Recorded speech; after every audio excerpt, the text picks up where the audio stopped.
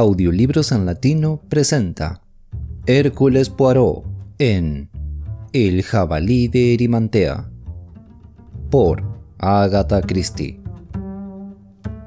Parte 1. Puesto que las incidencias del tercer trabajo de Hércules lo habían llevado a Suiza, Poirot pensó que, una vez allí, podía aprovechar la ocasión y visitar ciertos lugares que hasta entonces le eran desconocidos. Pasó un agradable par de días en Chamonix, se detuvo otros tantos en Montreux y luego se dirigió hacia Andermatt, un lugar que le habían alabado en gran manera varios amigos suyos. Andermatt, sin embargo, le produjo una impresión deprimente. Estaba al final de un valle, rodeado de altísimas montañas coronadas de nieve. Le parecía, contra toda lógica, que allí se respiraba con dificultad. «Aquí no es posible quedarse», se dijo Poirot. Pero en aquel momento vio un funicular y pensó: «Decididamente es necesario que suba más arriba». El funicular, según pudo comprobar, ascendía primero hasta Les Avines, luego hasta Garouchet y finalmente hasta Rochers-Niégues, a 10.000 pies sobre el nivel del mar. Poirot no se proponía subir a tal altura. Les Avines, según pensó, serían suficientes para él. Pero no contaba con un elemento como es el azar, que tan importante papel juega en la vida. Había arrancado ya el funicular cuando el revisor se acercó a Poirot y le pidió el billete. Después de haberlo examinado y taladrado con unas pinzas de aspecto amenazador, se lo devolvió haciendo al propio tiempo una reverencia. Poirot notó entonces que, junto al billete, tenía ahora en la mano un pequeño papel doblado. Las cejas del detective se levantaron ligeramente. Poco después, con toda parsimonia, desplegó el papelito, que resultó ser una nota escrita con lápiz y a toda prisa. «Es imposible», decía, «confundir esos bigotes. Reciba mi afectuoso saludo, apreciado colega. Tal vez querrá usted ayudarme. Es posible que haya leído algo sobre el caso Salé. Se cree que el asesino Marrascot ha concertado una cita con varios miembros de su banda en Rochers-Niégues. No podían escoger sitio mejor, por lo visto. Desde luego, todo puede ser una alarma infundada, pero los informes que nos han dado son dignos de confianza. Siempre hay alguien que se va de la lengua, ¿no es cierto? Por lo tanto, abra bien los ojos, amigo mío. Póngase en contacto con el inspector Drouet, que no pretende llegar a la altura alcanzada por Hércules Poirot. Es muy importante que se detenga en Marrascot y que se le arreste vivo. No es un hombre, es un jabalí salvaje, uno de los asesinos más peligrosos que existen. No me atreví a hablar con usted en Andermatt, pues podríamos ser vistos. Tendrá las manos más libres si todos creen que es usted un simple turista. Buena casa, su viejo amigo Lementul». Hércules Poirot se acarició el bigote con aspecto pensativo. No había duda, era imposible confundir los bigotes de Hércules Poirot. ¿Y qué querían de él? Había leído en los periódicos todo lo referente al caso Salé, el asesinato a sangre fría de un conocido bookmaker de los hipódromos de París. Se sabía quién era el asesino: Marrascot, el jefe de una banda que operaba en las carreras de caballos. Se sospechaba que había cometido otros asesinatos, pero esta vez su culpabilidad se probó cumplidamente. Desapareció de París y, según se creía, salió de Francia. La policía de todos los países europeos estaba sobre aviso. De manera que Marrascot había concertado una cita en Rochers-Niégues. Poirot sacudió lentamente la cabeza, perplejo, porque Rochers-Niégues estaba por encima de la línea de las nieves eternas. Había allí un hotel, pero el funicular era su único medio de comunicación con el resto del mundo, pues estaba emplazado en un estrecho resalte de la montaña suspendido sobre el valle. El hotel se abría en junio, aunque raramente se veía a nadie por allí hasta julio o agosto. Era un sitio muy poco provisto de entradas y salidas. Si un hombre llegaba acosado a Rochers-Niégues, podía considerarse cogido en una trampa. Un lugar inverosímil para ser elegido como punto de reunión de una banda de criminales. Y, sin embargo, si Lementul decía que los informes eran dignos de confianza, posiblemente tendrían razón. Hércules Poirot sentía gran aprecio hacia el comisario de policía suizo. Sabía que era un hombre eficiente y entendido en su oficio. Alguna razón desconocida llevaba a Marrasco para acudir a una cita en un sitio tan apartado de la civilización. Poirot suspiró. Cazar a un asesino despiadado no era la idea que tenía formada acerca de cómo debían ser unas vacaciones. El trabajo meramente especulativo, llevado a cabo en un cómodo sillón, se adaptaba mejor a sus métodos. Pero atrapar a un jabalí salvaje en la ladera de una montaña no era cosa que le sedujera en extremo. Un jabalí salvaje, este era el término empleado por Elementul. Aquella sí que era una coincidencia extraña. El cuarto trabajo de Hércules, se dijo, el jabalí de Erimantea. Tranquilo, sin ostentación, pasó revista a sus compañeros de viaje. En el asiento opuesto se sentaba un turista americano. El corte de sus ropas y de su abrigo, el saco que llevaba, unido a su actitud de amistosa confianza, su ingenua admiración por el paisaje que contemplaba y la guía que consultaba de vez en cuando, lo proclamaban como un americano pueblerino que visitaba Europa por primera vez. Dentro de unos instantes, pensó Poirot, empezará a charlar. Su anhelante expresión perruna era suficientemente inconfundible. Al otro lado del coche, un hombre alto, de aspecto distinguido, cabellos blancos y nariz aguileña, estaba leyendo un libro alemán. Tenía los dedos fuertes y ágiles de un médico o un cirujano. Más alejados se sentaban tres hombres que parecían cortados por el mismo patrón. Hombres de piernas arqueadas que daban clara idea de su afición por los caballos. Estaban jugando a las cartas. Posiblemente, al cabo de un rato, sugirieran que un extraño tomara parte en el juego. Y de ser así, el nuevo jugador ganaría varias manos al principio, pero después se le volvería la suerte de espaldas. No había nada de extraordinario en aquellos tres hombres. La única cosa rara en ellos era el sitio en que se encontraban. Podía habérseles visto en un tren, camino de cualquier parte donde se celebran carreras de caballos, o en barco de carga y pasaje. Pero en un funicular casi vacío, no. El último ocupante del coche era una mujer, alta y vestida de negro.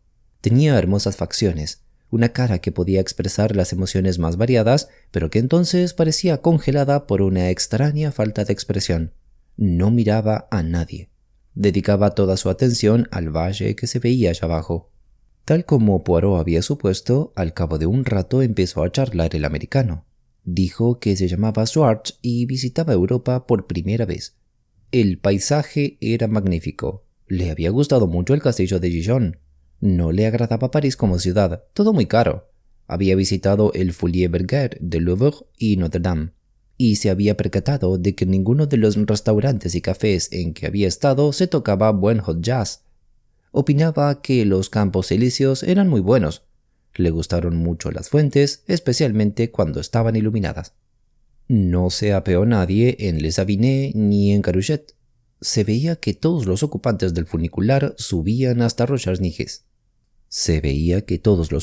del funicular subían hasta Rochers-Niges. El señor Schwartz expuso sus propias razones para ello. Siempre deseó subir muy alto y encontrarse rodeado de montañas cubiertas de nieve. 10.000 pies no estaba mal. Había oído que no se podía cocer bien un huevo a tales alturas. Con toda la candorosa amistad que encerraba en su corazón, el señor Schwartz intentó mezclar en la conversación al caballero de los cabellos grises que se sentaba al otro lado del coche, pero aquel se limitó a mirarlo fríamente por encima de sus gafas y volvió a la lectura del libro. El señor Schwartz ofreció entonces cambiar de sitio con la mujer vestida de negro. Desde allí podía ver mejor el panorama, explicó. Al parecer, ella no entendía el inglés, pero de todos modos movió negativamente la cabeza y se arrebujó todavía más en el cuello de su abrigo. El americano se dirigió a Poirot. «Es raro ver a una mujer viajando sola, sin que nadie cuide de ella. Una mujer necesita gran número de cuidados cuando viaja». Poirot recordó a ciertas damas americanas que conoció durante sus viajes por Europa y convino con ello. El señor Schwartz lanzó un suspiro. Encontraba al mundo poco dado a la amistad. Después de todo, parecían decir expresivamente sus ojos castaños, no hay ningún mal en que haya un poco de compañerismo por ahí. Parte 2. El ser recibido por un gerente de hotel, vestido correctamente de frac y calzado con zapatos de charol, parecía algo cómico en aquel lugar apartado del mundo, o mejor dicho, tan sobre él. El gerente era un hombre corpulento y distinguido, de maneras presuntuosas. Se deshizo en disculpas. No había empezado todavía la temporada. La instalación de agua caliente se estropeó. Las cosas eran difíciles de llevar un buen orden dado lo apartado del lugar, pero naturalmente haría lo posible para que los señores estuviesen bien atendidos. La servidumbre no estaba completa todavía. Estaba aturdido por el inesperado número de visitantes que habían llegado. Todo aquello fue dicho con profesional urbanidad, y sin embargo a Poirot le pareció que detrás de aquella cortés vallad se veía un reflejo de aguda ansiedad. Aquel hombre, a pesar de sus obsequiosidades, no estaba tranquilo. Algo le turbaba. La comida fue servida en una gran habitación que daba vista a un profundo valle. El único camarero, llamado Gustave, parecía ducho y diestro en su oficio. Iba de aquí para allá, aconsejando los platos y facilitando la lista de vinos. Los tres hombres que parecían mozos de cuadra se sentaron juntos a la misma mesa. Reían y hablaban en francés, levantando la voz. «Vaya con el viejo Joseph. ¿Y qué me dices de Denis, amigo mío? ¿Te acuerdas del sacre penco que nos hizo aquella jugarreta en Antille?» Todo parecía sincero, muy en consonancia con el carácter de ellos, pero absolutamente fuera de lugar en aquellas alturas. La mujer vestida de negro ocupó una mesa en un rincón. No miró a nadie. Después de comer, cuando Poirot estaba sentado en el salón, el gerente se dirigió hacia él y habló con más confianza. El señor no debía juzgar con mucho rigor al hotel. No había comenzado todavía la temporada. No venía nadie hasta finales de julio. Tal vez se había fijado el señor en la señora. Venía todos los años por aquellas fechas. Su esposo se mató en una escalada hacía 3 años. Fue una tragedia, pues se querían mucho. Ella venía siempre antes de que empezara la temporada, porque así todo estaba más tranquilo. Era como una peregrinación sagrada. El caballero de más edad era un médico famoso, el doctor Karl Lutz de Viena. Había venido, según dijo, a descansar. «Sí, es un sitio muy tranquilo», admitió Poirot. «¿Y los señores?», indicó a los 3 hombres. «¿Cree usted que también desean descansar?». El gerente se encogió de hombros. Otra vez apareció en sus ojos la expresión conturbada. «Los turistas quieren siempre sensaciones nuevas», dijo vagamente. «La altura, solo eso, ya es de por sí una novedad». A pesar de todo, no era aquella una sensación agradable, pensó Poirot. Se había dado cuenta de que el corazón le latía más rápidamente. Los versos de una canción infantil le pasaron tontamente por la imaginación. Arriba, encima del mundo, como una bandeja en el cielo. Schwartz entró en el salón. Su rostro se iluminó cuando vio a Poirot y se dirigió rectamente hacia él. «Acabo de ver a ese doctor», dijo. «Habla un inglés con un acento bastante raro. Es judío. Los nazis lo expulsaron de Austria. Lo que yo digo, esa gente no está bien de la cabeza. El doctor Lutz es un gran hombre. Creo que es especialista de los nervios, psicoanalista y cosas por el estilo». Dirigió la mirada a la mujer vestida de negro, que en aquel momento se encontraba junto a la ventana, contemplando el grandioso espectáculo de las montañas. El americano bajó la voz. «El camarero me ha dicho que se llama señora Grandier. Su marido se mató durante una escalada, por eso viene ella.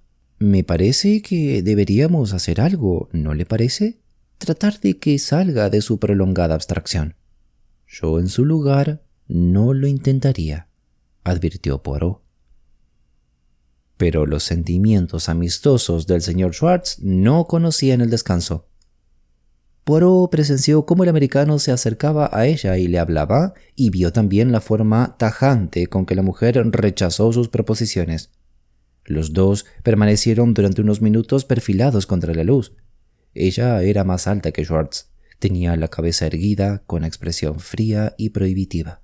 Poirot no oyó de lo que hablaron, pero Schwartz volvió con aspecto alicaído. No hay nada que hacer, dijo, y añadió con ardor. Siendo seres humanos que debemos estar juntos por fuerza, no veo que exista ninguna razón para que no nos mostremos sociales unos con otros. ¿No le parece, señor? Ya ve, todavía no sé su nombre. Me llamo Poirot, contestó el detective. Soy de Lyon, comerciante en cedería. Tengo mucho gusto en darle mi tarjeta, y si alguna vez viene a Fountain Springs, tenga la seguridad de que será bien recibido. Poirot aceptó la tarjeta y con una mano se golpeó el bolsillo mientras decía: ¡Qué contrariedad! No llevo ninguna de las mías en este momento. Aquella noche, cuando el detective se retiró a su habitación, leyó detenidamente la nota de Lemetul antes de volverla a colocar en su cartera, doblada con sumo cuidado. Al meterse en la cama, dijo para sí mismo: «Es curioso, tal vez». Parte 3. A la mañana siguiente, Gustave le sirvió a Poirot el desayuno, compuesto de café y bollos. Pidió disculpas por el café.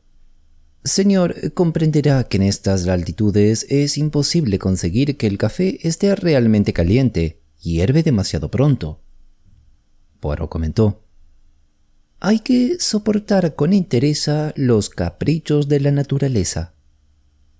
El señor es un filósofo, contestó Gustave. Fue hacia la puerta, pero en lugar de salir de la habitación, dio un rápido vistazo al pasillo, cerró la puerta de nuevo y volvió al lado de la cama. ¿El señor Hércules Poirot?, dijo. Yo soy Drouet, inspector de policía. «Ah», exclamó Poirot. «Ya me lo había figurado». Drouet bajó la voz. «Ha ocurrido algo grave, señor Poirot. Ha habido un accidente en el funicular». «¿Un accidente?». Poirot se sentó en la cama. «¿Qué clase de accidente?». «No ha habido desgracias. Sucedió esta noche pasada. Tal vez haya sido ocasionado por causas naturales. Una pequeña tormenta que arrastró rocas y tierra, pero es posible que la mano del hombre tenga algo que ver en ello. No hay manera de saberlo. De cualquier modo, el resultado es que pasarán muchos días antes de que se arreglen los desperfectos y que, entre tanto, estemos aislados aquí arriba. La estación no está todavía muy adelantada y como la nieve ni siquiera ha empezado a fundirse, es imposible establecer ninguna comunicación con el valle». Poirot siguió sentado en la cama. «Eso es muy interesante», comentó suavemente. El inspector asintió. «Sí», dijo. «Demuestra que la información facilitada al comisario era cierta. Marrascot tenía una cita aquí y ha tomado sus medidas para que nadie le interrumpa durante su estancia». Hércules Poirot exclamó con acento impaciente. «¡Pero eso es increíble!». «Estoy de acuerdo con usted». El inspector Drouet extendió las manos. «Esto no tiene sentido común, pero es así. Ya sabe usted que ese Marrascot es un tipo extravagante. Por mi parte», hizo un gesto afirmativo con la cabeza, «estoy seguro de que está loco». «¿Un loco homicida?», murmuró Poirot. «Convengo en que no es nada divertido», replicó secamente Drouet. «Pero si ha concertado una cita aquí, en este apartado lugar cubierto de nieve, y las comunicaciones están cortadas ahora, se deduce que Marrascot ya llegó». «Eso es», murmuró Poirot. Ambos hombres guardaron silencio durante unos instantes, y al fin Poirot preguntó: «¿Podría ser Marrascot el doctor Lutz?». Drouet sacudió la cabeza. «No lo creo.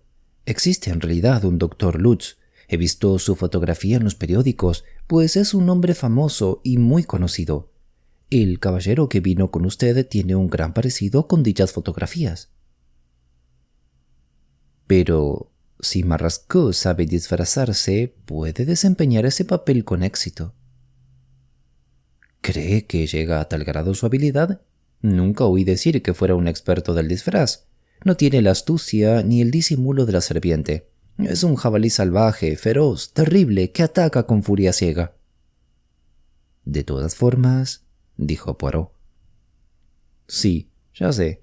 Es un fugitivo de la justicia, y por lo tanto se ve obligado a fingir. Así es que puede, o mejor dicho, debe haberse disfrazado más o menos. ¿Tiene usted su descripción?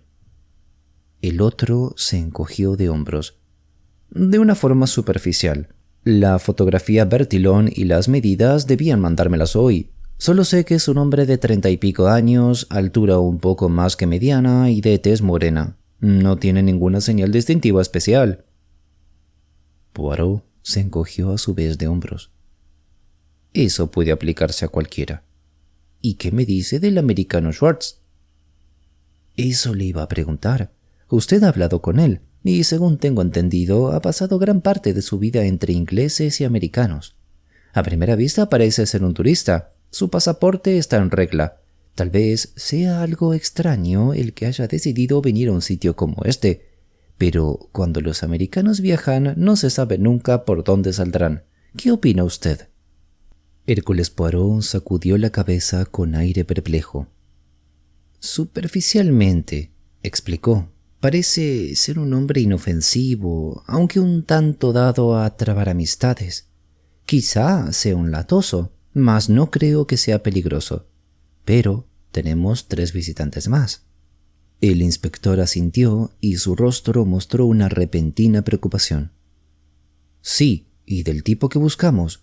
Juraría, señor Poirot, que esos 3 hombres forman parte de la banda de Marrascot. Que me aspen si no son ratas de hipódromo. Y uno de ellos puede ser el mismo Marrascot. ¿Quién lo sabe? Poirot reflexionó. En su mente pasó revista a la cara de los 3 hombres. La de uno de ellos era ancha, de cejas encrespadas y rollizos carrillos, una cara porcina y bestial. El otro individuo flaco, de cara puntiaguda y estrecha, con ojos de expresión fría. El tercero era un tipo de cara redonda con cierto aire presuntuoso. Uno de los 3 podía ser Marrascot, pero si era así, volvía a surgir la pregunta: ¿por qué motivo Marrascot y los componentes de su banda habían hecho aquel viaje juntos con objeto de subir a una montaña y caer en una ratonera? La cita hubiera sido fácil de convenir en un sitio menos extravagante que aquel. En un café, en una estación de ferrocarril, en un cine lleno de gente, en un parque público, en cualquier sitio donde hubiera muchas salidas, pero no allí, entre las nubes y las nieves eternas.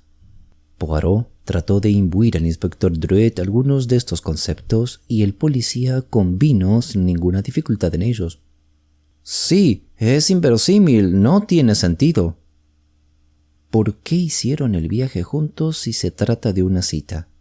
No, esto no tiene sentido. Con cara preocupada, Drouet opinó. En ese caso, debemos hacer una segunda suposición. Esos 3 hombres son miembros de la banda de Marrascot y han venido hasta aquí para entrevistarse con su jefe. ¿Quién entonces es Marrascot? ¿Qué me dice del servicio del hotel?, preguntó Hércules Poirot. Drouet se encogió de hombros. Puede decirse que no existe. Hay una vieja que cocina y su marido. Creo que hace 50 años que viven aquí. Y el camarero cuyo puesto ocupo yo ahora, nada más. Es de suponer que el gerente sabrá quién es usted, ¿no es eso? Naturalmente, se necesitaba su cooperación para el cambio. ¿No le ha llamado la atención su aire preocupado? La observación pareció afectar a Drouet. Sí, es verdad, dijo pensativamente. Tal vez sea tan solo la ansiedad de verse envuelto en una acción policíaca. ¿Cree usted que habrá algo más que eso? ¿Supone que pueda saber alguna cosa? No ha sido más que una idea. Eso es todo. Hizo una pausa y luego prosiguió. Posiblemente sea así, comentó Drouet con acento sombrío. ¿Opina usted que podríamos hacerle decir lo que pasa? Poirot sacudió la cabeza dubitativamente. Lo mejor, según creo, es que no se entere de nuestras sospechas. No lo pierda de vista ni un momento. Drouet asintió y se dirigió hacia la puerta. ¿No tiene otra sugerencia que hacer, señor Poirot?, Ya conozco su reputación. En este país hemos oído hablar mucho de usted. De momento no puedo sugerirle nada más, contestó el detective. Lo que no llego a comprender es la razón de todo esto, la razón para una cita en este sitio, ni en ningún otro. Dinero, observó Druitt. Entonces, además de asesinar al pobre Sally, ¿le robaron? Sí, llevaba una gran cantidad de dinero encima y no se ha podido encontrar. ¿Y cree usted que la cita se concertó con el propósito de dividir el botín? Esa es la idea que más salta a la vista. Poirot volvió a mover la cabeza con gesto insatisfecho. Pero, ¿por qué aquí? Prosiguió lentamente. El peor lugar imaginable para una reunión de criminales. Aunque es un buen sitio para citar a una dama. Druitt volvió sobre sus pasos y preguntó con tono excitado. ¿Cree usted? Creo, replicó Poirot, que la señora Grandier es una mujer muy interesante. Cualquiera subiría con gusto a 10.000 pies de altura en su obsequio, es decir, si ella sugiriera tal cosa. ¿Sabe usted que es interesante ese punto de vista? Nunca pensé que ella tuviera algo que ver en este caso. Al fin y al cabo, hace muchos años que viene por estas fechas. Sí, y por lo tanto su presencia no suscita sospecha alguna, comentó Poirot. Debe existir alguna razón de que Rogers Niges fuese elegido para la cita, ¿no le parece? Druitt contestó agitadamente.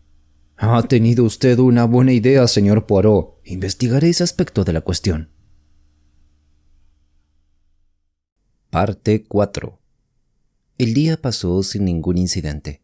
Por fortuna, el hotel estaba bien habituallado. El gerente anunció que no debían pasar cuidado por tal cosa. Las provisiones no faltarían. Hércules Poirot intentó trabar conversación con el doctor Karl Lutz, pero no tuvo ningún éxito. El doctor insinuó claramente que la psicología era su preocupación profesional y que no estaba dispuesto a discutir tal materia con un aficionado. Tomó asiento en un rincón y siguió la lectura de un grueso tomo alemán que trataba sobre el subconsciente. De vez en cuando tomaba alguna nota. Poirot salió de la casa y se dirigió, casualmente al parecer, hacia donde estaba situada la cocina. Una vez allí, probó de hacer charlar al viejo Jacques, pero éste se mostró esquivo y desconfiado. Su mujer, la cocinera, fue más asequible. Por suerte, explicó a Poirot, tenían gran cantidad de conservas, aunque ella no era partidaria de tal clase de alimentación. Además de ser terriblemente caras, ¿qué sustancia podía encontrarse en ellas? Dios, al hacer el mundo, no se propuso que la gente viviera de latas de conservas. La conversación fue derivando hacia el tema referente al servicio del hotel. A primeros de julio llegaban las criadas y los camareros de refuerzo, pero durante las próximas 3 semanas no habría nadie o casi nadie. La gente que subía, en su mayor parte, comía allí y luego volvía al pueblo. Ella, Jacques y el camarero se bastaban para cuidar de todo. Antes de que viniera Gustave, hubo aquí otro camarero, ¿verdad?, preguntó Poirot. Sí, desde luego. Era un camarero muy malo. No tenía habilidad ni experiencia. No servía para nada. ¿Estuvo mucho tiempo antes de que lo reemplazara Gustave? Solo unos pocos días, menos de una semana. Lo despidieron, como es natural. No nos sorprendimos. Era una cosa que se veía venir. ¿No protestó por ello? No, se fue bastante a la chita callando. Al fin y a la postre, ¿qué es lo que podía esperar? Este es un hotel de primera categoría y el servicio debe ser bueno. Poirot asintió. ¿Y a dónde fue cuando se marchó de aquí?, preguntó. ¿Se refiere usted a Roberto?, encogió los hombros. Sin duda, el cafetucho de donde vino. ¿Bajó en el funicular? La mujer lo miró con curiosidad. Naturalmente, señor. ¿Por qué otro camino pudo irse? ¿Lo vio alguien cuando se marchaba? Los dos cónyuges miraron fijamente al detective. ¿Cree usted que debíamos ir a ver cómo se marchaba aquel inútil, a tributarle una gran despedida? Una tiene ya bastante con sus ocupaciones, replicó la mujer. Eso es, dijo Poirot. Se alejó lentamente de allí, mirando al propio tiempo el edificio que se levantaba ante él, un hotel de vastas proporciones. Entonces solo se utilizaba una de sus salas. En las otras había muchas habitaciones cerradas, donde no era probable que encontrara a nadie. Al dar la vuelta a una esquina, casi se dio de bruces con uno de los 3 jugadores de cartas. Era el de la cara redonda y ojos pálidos. Miró a Poirot con aquellos ojos que carecían de toda expresión. Solamente los labios se contrajeron un poco, mostrando los dientes como un caballo resabiado. El detective pasó por su lado y continuó el paseo. Ante sí vio una figura, la elevada y airosa figura de la señora Grandier. Poirot apresuró el paso y se situó al lado de la aparecida. «Este accidente del funicular ha sido una contrariedad», comentó. «Espero, señora, que no le habrá causado ningún prejuicio». «Me tiene sin cuidado tal cosa», replicó ella. Tenía una voz profunda, de contralto. No miró a Poirot, dio la vuelta y entró en el hotel por una puertecilla lateral. Parte 5. Hércules Poirot se acostó temprano, pero pasada la medianoche algo le despertó. Alguien estaba manipulando en la cerradura de la puerta. Se sentó en la cama y encendió la luz. Y en aquel momento se dio la cerradura y la puerta se abrió de par en par. 3 hombres aparecieron en el umbral, los 3 jugadores de cartas. Estaban algo embriagados, según pensó Poirot. Sus caras tenían una expresión atontada, aunque malévola. Vio el brillo de una navaja de afeitar. El más corpulento de los 3 avanzó y con un gruñido dijo: «Aquí tenemos a este puerco detective», prorrumpió en un torrente de obscenidades. Los 3 avanzaron resueltamente hacia la indefensa figura sentada en la cama. «Vamos a trincharlo, muchachos. Le acuchillaremos la cara al señor detective. No será el primero de esta noche». Y entonces, impresionante, con vigoroso acento transatlántico, una voz ordenó: «¡Arriba esas arpas!». Los 3 dieron la vuelta. Schwartz, vestido con un pijama rayado de vivos colores, estaba en el umbral. En la mano llevaba una automática. «¡Manos arriba, pollos! ¡Cuidado, que no suelo fallar ningún tiro!». Apretó el gatillo y una bala pasó silbando junto a la oreja del gordo, yendo a enterrarse en el marco de la ventana. 3 pares de manos se levantaron apresuradamente. «¿Permite que le moleste, señor Poirot?», preguntó Schwartz. Poirot saltó rápidamente de la cama. Recogió las relucientes armas y pasó las manos sobre el cuerpo de los 3 hombres para asegurarse de que no llevaban encima ninguna más. «¡De frente! ¡Marchen!», dijo Schwartz. «Hay un buen armario al final del pasillo. No tiene ventana alguna y es justamente lo que necesitamos». Condujo su rebaño hasta el armario y lo cerró con llave una vez que hizo entrar a los 3 individuos.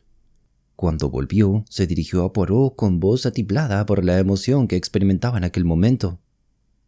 «¿Llevaba razón o no? Sepa usted, señor Poirot, que algunos compadres de Fountain Springs se rieron de mí cuando dije que me iba a llevar una pistola. «¿A dónde crees que vas?», me preguntaron. «¿A la selva?». Bueno, ahora el que ríe soy yo. ¿Vio usted nunca pandilla semejante de rufianes? «Mi apreciado señor Schwartz», dijo Poirot, «apareció usted en el instante preciso. La cosa pudo haber terminado en drama. He contraído una gran deuda con usted». «No ha sido nada. ¿Y qué hacemos ahora? Debíamos poner a estos chicos en manos de la policía, pero es precisamente lo que no podemos hacer. Es un problema intrincado. Tal vez lo mejor será consultar ahora con el gerente». «¿Al gerente? Creo que primero debemos hablar con el camarero, con Gustave, alias Inspector Druet. Sí, el camarero Gustave es en realidad un detective». Schwartz miró fijamente a Poirot. «Entonces por eso se lo hicieron». «¿Qué es lo que hicieron y a quién?». Ese atajo de bribones lo tenían a usted en el segundo lugar de su lista. Acuchillaron a Gustave. ¿Qué? Venga conmigo. El doctor Lutz lo está curando ahora mismo. La habitación de Druet era pequeña y estaba situada en el último piso. Vestido con una bata, el doctor Lutz estaba vendando la cara del herido. Volvió la cabeza cuando entraron los dos. «Ah, es usted, señor Schwartz. Un trabajo desagradable. ¡Qué carniceros! ¡Qué monstruos más inhumanos!» Druet no se movía, pero gemía, aunque ligeramente. «¿Está grave?», preguntó el americano. «No morirá, si es a eso a lo que se refiere. Pero no debe hablar, no se le debe excitar. Le vendé las heridas y no hay peligro de septicemia». Los tres hombres salieron juntos de la habitación. Schwartz preguntó al detective. «¿Dijo usted que Gustave pertenece a la policía?» Hércules Poirot asintió. «¿Y qué hacía aquí, en Rochersniges?» Se le había confiado la misión de atrapar a un peligroso criminal. Poirot explicó la situación en pocas palabras. «¿Marrasquet?», preguntó el doctor Lutz. «Leí el asunto en un periódico. Me gustaría mucho encontrarme con ese hombre. Debe padecer una profunda anormalidad. Me interesaría enterarme de cómo fue su infancia». «Pues yo», dijo Poirot, «me contentaría con saber exactamente dónde está en estos momentos». «¿Es alguno de los que encerró en el armario?», preguntó el americano. Poirot contestó con acento dubitativo. «Es posible, pero no estoy seguro. Tengo una idea». Calló y miró fijamente la alfombra. Era de color avellana claro y en ella se veían las huellas de un tono rojizo profundo. «Huellas de pasos», dijo el detective. «Huellas de sangre que, según creo, conducen hacia la parte inhabitada del hotel. Vamos, debemos darnos prisa». Los demás lo siguieron. Pasaron por unas puertas oscilantes y cruzaron un pasillo oscuro y polvoriento. Dieron vuelta a un recodo, siguiendo todavía las huellas hasta que llegaron ante una puerta entreabierta. Poirot la acabó de abrir y entró en la habitación. Lanzó una exclamación aguda y horrorizada. El cuarto era un dormitorio. La cama estaba deshecha y encima de una mesa se veía una bandeja de comida. En medio de la habitación yacía el cuerpo de un hombre. Era de estatura un poco más que mediana y había sido agredido con salvaje e increíble ferocidad. Sus brazos y pecho habían recibido una docena de heridas y le habían machacado la cara hasta casi dejarla hecha una pulpa. Schwartz lanzó una exclamación medio ahogada y dio la vuelta con aspecto de no encontrarse bien. Por su parte, el doctor Lutz profirió una interjección en alemán. «¿Quién es ese individuo?», preguntó Schwartz desmayadamente. «¿Lo conoce alguien?». «Me imagino», dijo Poirot, «que fue conocido como Roberto, un camarero bastante inútil». Lutz se había acercado, inclinándose sobre el cadáver. Con un dedo señaló. Sobre el pecho del muerto se veía un papel. En él había unas cuantas palabras garrapateadas con tinta. «Marrasquet no volverá a matar ni robará más a sus compañeros». El americano exclamó. «¿Marrasquet? Entonces, este es Marrasquet. Pero, ¿qué le trajo a un lugar tan apartado? ¿Y por qué dice usted que se llamaba Roberto?» «Estaba aquí disfrazado de camarero», dijo Poirot. «Y por cierto, fue un camarero bastante malo. Tan malo que nadie se sorprendió cuando lo despidieron. Pensaron que volvería a Andermatt, pero nadie lo vio irse». Lutz comentó con voz lenta y retumbante. «¿Y si fue así, qué cree usted que ocurrió?» «Creo que en esta habitación tenemos el motivo de cierta expresión angustiada que todos hemos visto en la cara del gerente», replicó Poirot. «Marrasquet debió ofrecerle una buena cantidad de dinero para que le permitiera esconderse en la parte deshabitada del hotel». Y añadió con aspecto pensativo, «pero el gerente no las tenía todas consigo». «¿Y Marrasquet continuó viviendo en esta parte del hotel sin que lo supiera más que el gerente?» «Así parece. Fue una cosa completamente posible. ¿Por qué lo mataron?, preguntó el Dr. Lutz. ¿Y quién lo mató? Eso es fácil, exclamó Schwartz. Debía repartir el dinero con los de su banda y no lo hizo. Los traicionó. Vino aquí, a este lugar retirado, para descansar un poco. Tal vez se imaginó que era el sitio en que menos pensarían sus compañeros, pero se equivocó. De una u otra forma los otros se enteraron y lo siguieron hasta aquí. Con la punta del zapato tocó el cadáver. Y así le ajustaron las cuentas. Hércules Poirot murmuró. Sí, no fue la clase de cita en que pensamos.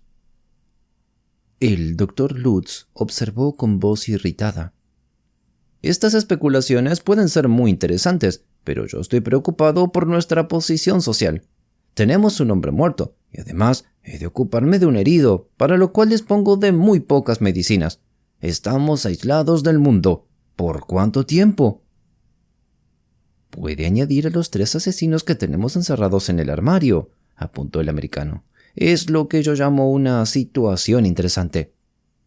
¿Qué haremos?, preguntó Lutz. En primer lugar, entrevistarnos con el gerente, dijo Poirot. No es un criminal, sino un hombre ávido de dinero, y además un cobarde. Hará todo lo que le digamos. Mi buen amigo Jax o su mujer nos facilitarán unas cuerdas. Nuestros 3 malandrines deben ser puestos donde podamos guardarnos con seguridad hasta el momento en que vengan a ayudarnos. Creo que la automática del señor Schwartz apoyará cualquier decisión que tomemos. ¿Y yo?, preguntó el Dr. Lutz. ¿Qué hago yo? Usted, contestó gravemente Poirot, debe hacer cuanto pueda por su paciente. Nosotros vigilaremos sin descanso y esperaremos. No podemos hacer nada más. Parte 6. Pasaron 3 días antes de que, en las primeras horas de la mañana, una pequeña partida de hombres apareció ante el hotel. Fue Hércules Poirot quien abrió la puerta y los recibió con una versallesca reverencia. «¡Bienvenido, amigo mío!». El señor Lementul, el comisario de policía, asió las 2 manos de Poirot. «Ah, amigo mío, qué alegría me da verlo de nuevo. Qué cosa más estupenda y qué emociones habrá experimentado. Y nosotros abajo, ansiosos, llenos de temor, sin saber nada, temiéndolo todo, sin radio ni otro medio de comunicación. El heliógrafo fue un destello brillante de su ingenio». No. Poirot procuró aparentar modestia. Al fin y al cabo, cuando fallan los inventos humanos, recurre uno a la naturaleza. El sol siempre está en el cielo. El pequeño grupo entró en el hotel. ¿No nos esperaban?, preguntó Lementul con sonrisa que más bien era una mueca. Poirot sonrió a su vez. Pues no, dijo. Se cree que el funicular no funcionará por ahora. Lementul, emocionado, dijo: «Este es un gran día. ¿Cree usted que no hay duda? Es realmente Marrasquet». «Claro que es Marrasquet. Venga conmigo». Subieron la escalera.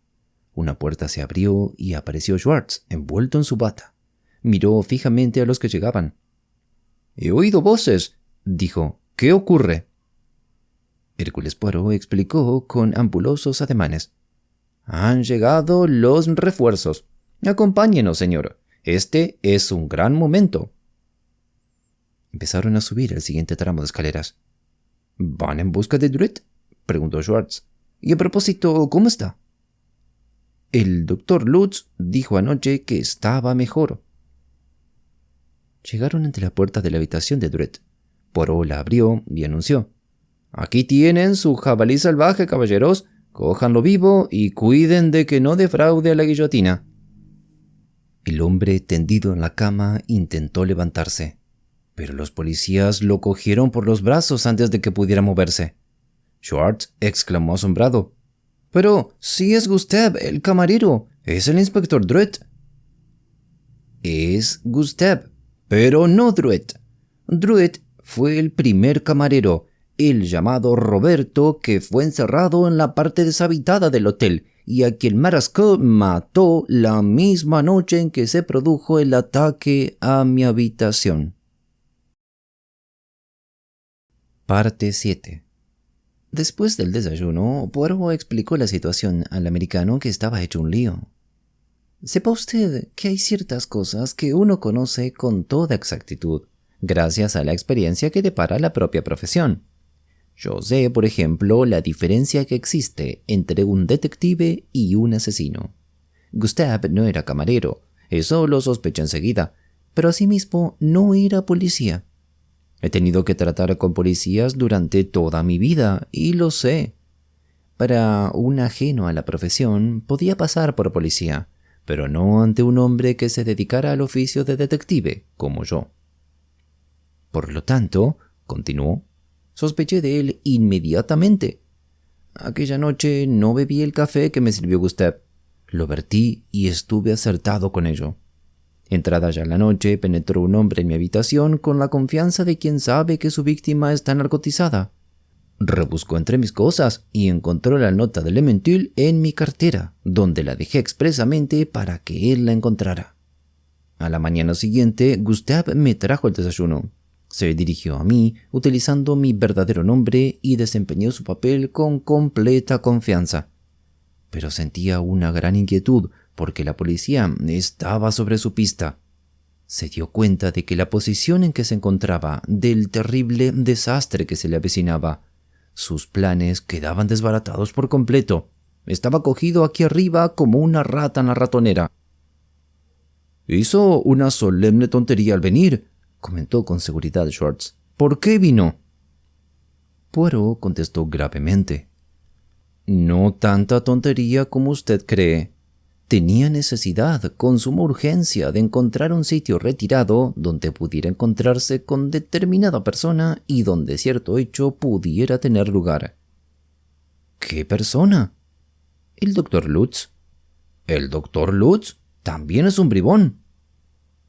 «El doctor Lutz es realmente el doctor Lutz, pero no es un especialista de los nervios ni un psicoanalista. Es un cirujano, amigo mío. Un cirujano especializado en cirugía estética. Esa era la causa por la cual debía encontrarse aquí con Marrasquet. Lo expulsaron de su país y se encuentra en la indigencia o poco menos. Y entonces le ofrecieron unos crecidos honorarios por encontrarse aquí con un hombre al que debía cambiar los rasgos faciales utilizando los conocimientos de su especialidad. Pudo haber sospechado que se trataba de un criminal, y si lo hizo, cerró los ojos a tal hecho. Por lo tanto, no se atrevió a utilizar los servicios de una clínica en cualquier país extranjero. Aquí arriba, donde nadie viene en época tan temprana, si no es para una visita rápida, y donde el gerente es un hombre que necesita dinero y a quien se puede comprar, se encontraba el sitio ideal. Pero, como dije, las cosas no salieron bien, continuó Poirot. Marrasquet fue traicionado. Los 3 hombres, sus guardaespaldas que debían venir a protegerle, no habían llegado aún, pero Marrasquet actuó sin perder momento. Secuestró al policía que se hacía pasar por camarero y ocupó su puesto. La banda se ocupó luego de estropear el funicular. Todo era cuestión de ganar tiempo. La noche siguiente fue muerto Drouet y le prendieron un papel en el pecho. Esperaban que cuando se restablecieran las comunicaciones con el valle, el cuerpo de Drouet hubiera sido enterrado como el de Marrasquet. El doctor Lutz llevó a cabo su operación sin más demora, pero tenían que hacer callar a un hombre, a Hércules Poirot, y por lo tanto envió a su banda para que me liquidaran. Gracias a usted, amigo mío. Poirot hizo una ligera inclinación de cabeza. Entonces, ¿es usted realmente Hércules Poirot?, preguntó el americano. Ni más ni menos. ¿Y no le engañaron ni un instante con aquel cadáver? ¿Sabía usted entonces que no era el de Marrasquet? Naturalmente. ¿Y por qué no lo dijo? La cara de Poirot se tensó repentinamente. Porque quería estar seguro de entregar a la policía el verdadero Marrasquet. Y murmuró para sí mismo. Quería capturar vivo al jabalí salvaje de Erimantea.